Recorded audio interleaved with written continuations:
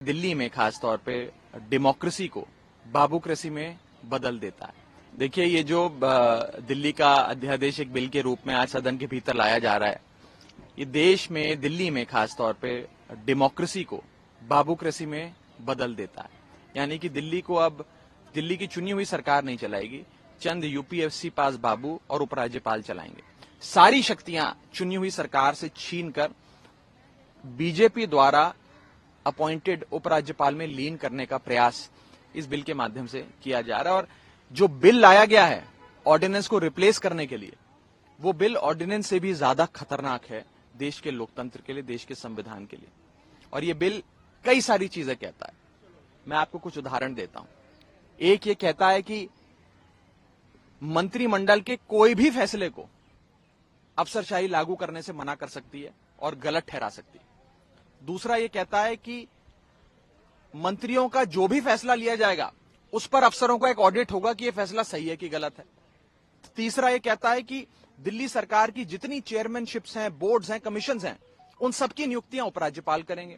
यानी कि जल बोर्ड से लेकर बिजली बोर्ड की नियुक्ति अब उपराज्यपाल करेंगे।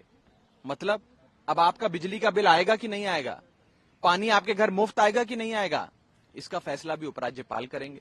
तो ये सारी शक्तियां सरकार चलाने की, अफसरों की ट्रांसफर पोस्टिंग की, डिसिप्लिनरी प्रोसीडिंग्स की, कौन सा अफसर कौन सा विभाग संभालेगा, ये सारी शक्तियां उपराज्यपाल को दे दी।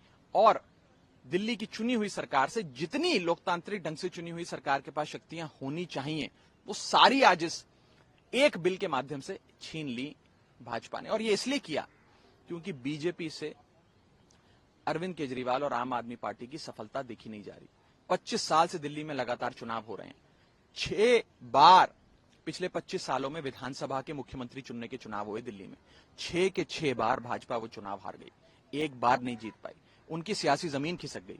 तो अब उन्होंने सोचा, ना रहेगी बांस, ना बजेगी बांसुरी, सरकार ही खत्म कर दो तो दिल्ली की सियासत ही नहीं रहेगी, ना सियासत रहेगी, ना भारतीय जनता पार्टी की हार होगी चुनावों में। देखिए, राज्यसभा की जहां तक बात है, जब राज्यसभा के भीतर इस बिल को पेश किया जाएगा उस समय आंकड़ों की चर्चा करना मुझे लगता है उचित रहेगा।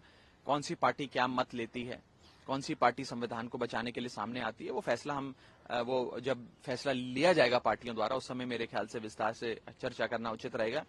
लेकिन मोटे मोटे तौर पर हम एक बात ये जरूर समझ लें कि एक धर्म युद्ध है।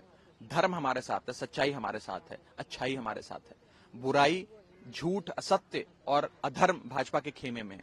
इसलिए जीतेंगे हम और अधर्म की हार होगी। लेकिन एक महत्वपूर्ण चीज मैं आपको कह दूं, मैं आज आपके माध्यम से भाजपा के सांसदों को भी अपील करना चाहता हूं कि आप सब भी संविधान की शपथ लेकर आज संसद भवन के भीतर बैठे हैं, सांसद बने हैं, कॉन्स्टिट्यूशन ऑफ इंडिया को प्रोटेक्ट करने की शपथ आपने ली है।